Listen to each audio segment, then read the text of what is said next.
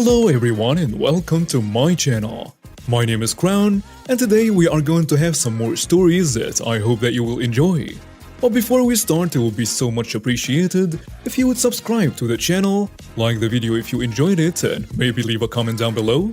These simple clicks would mean a lot to the future of this channel and really reward the effort that I put in every day.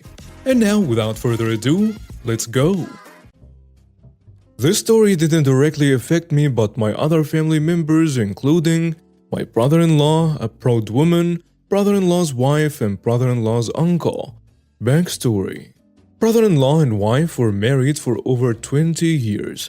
Brother-in-law isn't educated all that well, neither is wife, but the proud woman is well educated and is from a different country. Brother-in-law is hardworking though and owns 3 large compounds and private cars. Overall successful guy. Uncle is an upright man and doesn't tolerate anyone being taken advantage of. The problem: brother-in-law starts cheating with a proud woman, but tells his wife that it's nothing serious and is just finding a way to travel abroad. And after that, the relationship between my brother-in-law and the abroad woman, well, it ends. At least that's what he told his wife. But it happens that the abroad woman has her eyes on the properties and my brother-in-law. The abroad woman comes up with the fake information that brother-in-law will have to legally be married to her to be able to get the papers to travel abroad. The fallout: brother-in-law told the wife about the new information, but the wife thought it was too extreme, so she declined and tried talking her husband out of the whole scheme. But he was too eager to go abroad and says she was being unreasonable. More family members get involved, but my brother-in-law is too adamant to listen to anyone, so he legally went through the divorce and went and married the abroad woman. The revenge. Now his ex-wife is very heartbroken and doesn't know what to do because she isn't very educated and doesn't know much about the law in her country. Uncle steps in. Uncle took the matter to court regarding every single property my brother-in-law owns. The court goes through the situation and decides to give 2 of the properties to the ex-wife and 1 for the 2 children. Since brother-in-law lost all of his properties, his new foreigner wife doesn't really want him now, and she leaves for her country again and hasn't returned since. Brother-in-law still hasn't traveled yet. He is now living in the children's property as a caretaker until they come of age. The aftermath: he lost his job, his wife, and all his cars were sold in the process of attempting to go abroad. To this day, his new wife doesn't even speak to him. He doesn't travel. He begged to get back with his ex, but she refuses to take him back. Stay loyal to people that have been there for you, or it will always come back and bite you. For this story, there are main 3 people to consider: the entitled mother, her entitled son, and my dad. As stated in my previous post, my dad, 64 male, went through a really difficult financial crisis a few years ago, beginning in 2016. He had invested heavily in a real estate market, and at that time, the market was doing horribly, so it did affect his finances to a great extent. Let me introduce the entitled mother and her entitled son. The entitled mother is my dad's cousin and in her 60s. She had 6 children with her late husband, always in a range of late 20s to early 50s. Her son, whom this story revolves around, is in his early 40s right now.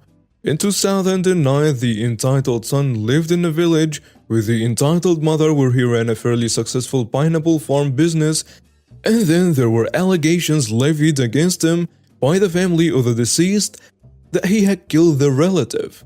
The police were involved and they found no incriminating evidence, so like most things in my country, the case went unsolved. However, the deceased family were angry and sought to take justice into their hands.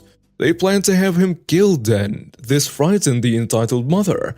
She called my dad one day in 2009 and told him what was going on and begged him to please let the entitled son stay, live with us in a city far away from the village, because she feared that if he remained in the village that he was going to get killed. My dad, not wanting to see her lose her child, agreed to help him, and so the entitled son arrived at our home in early 2009. He was in his early 30s at that point. Upon arriving, he got a job at a bar and grill fast food restaurant where he worked for about a year or two, before my dad helped him get a decent job at an insurance firm. He had an entire room and bathroom all to himself and never paid rent or utilities. He never paid for his own food or brought his own groceries.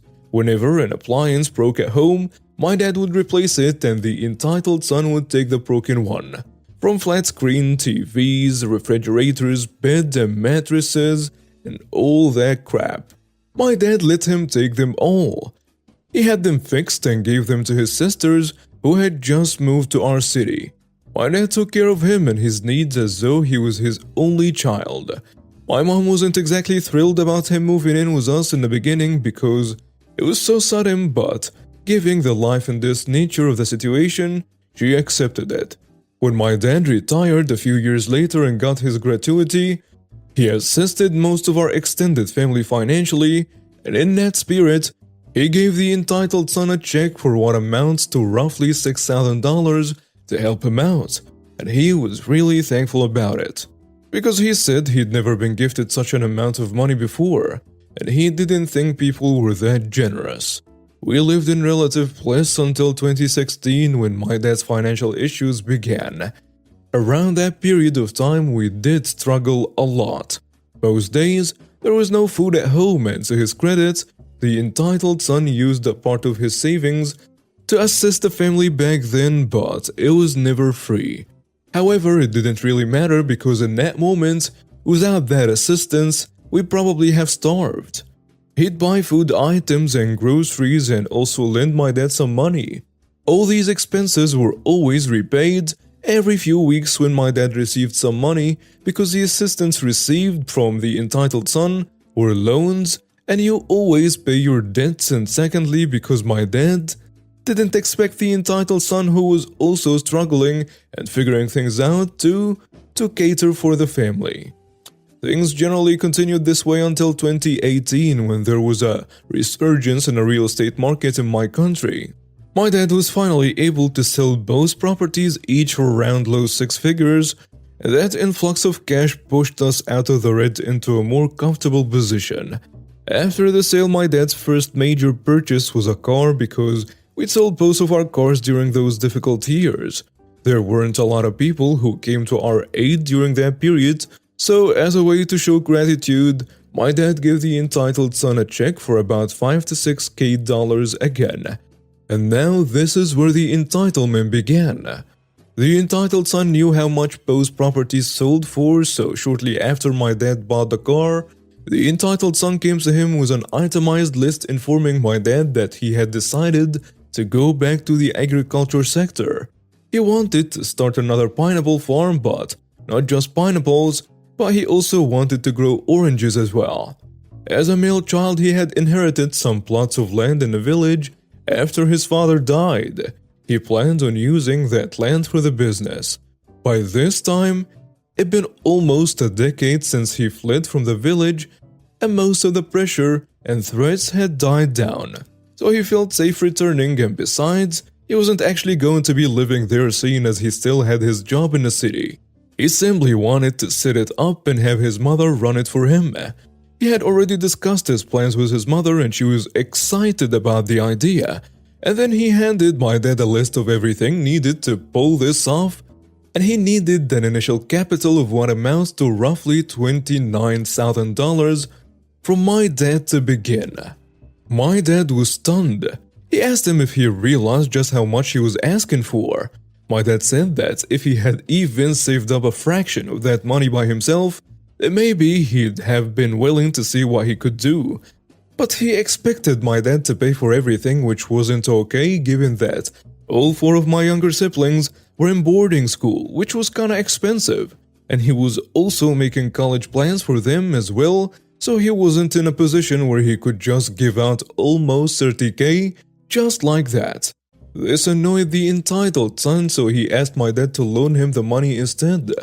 My dad refused to do that because there was no guarantee that he could make back that money in a year from a startup business.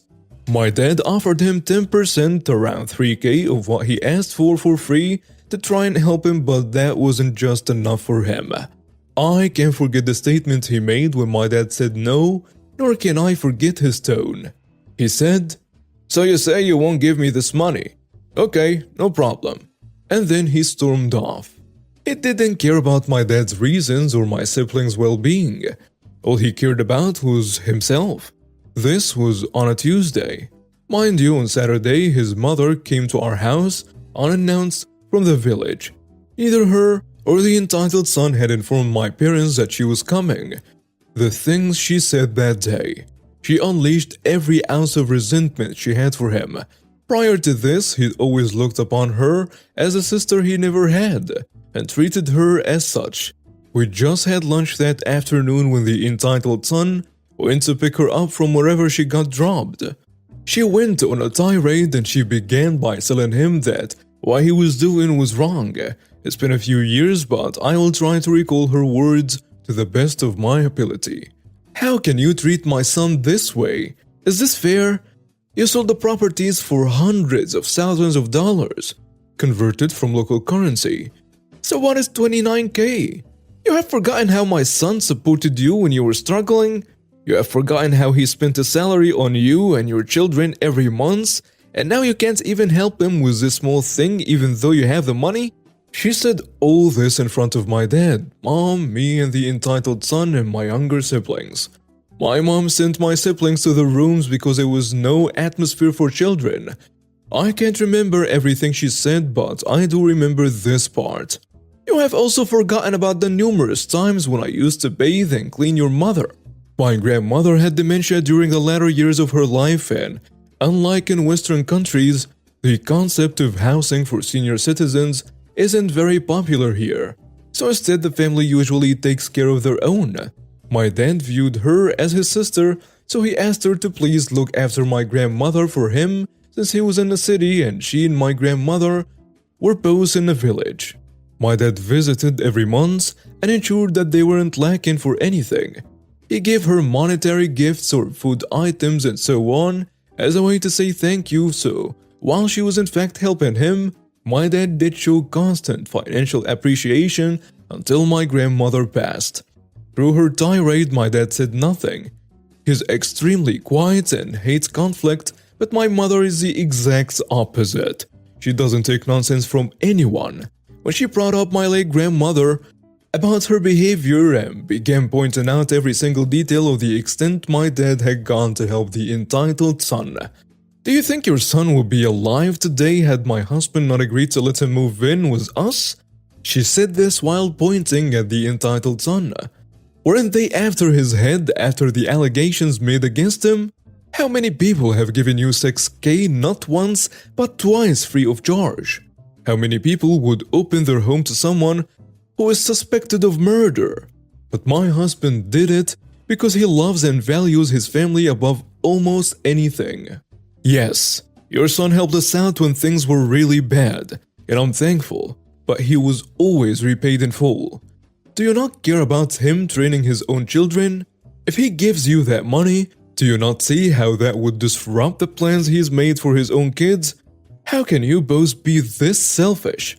How dare you come into our home and raise your voice at the man who has protected, fed, and housed your son for a decade? How dare you bring his late mother into this? When you took care of her, did you receive nothing in return? He never provided for you financially or looked after you while housing and taking care of your son as well? Answer me." This shuts the entitled mother up. So much more was said which I can't remember before my mom asked the entitled mother to leave. To show you just how little shame he had, the entitled son continued to live with us for a few months before eventually moving out. My dad refused to ask him to leave because he knew the entitled son was already making plans to leave. When all this went down, the entitled son was in his late 30s, so he was old enough to know better. To this day, my dad never lets any member of my extended family visit.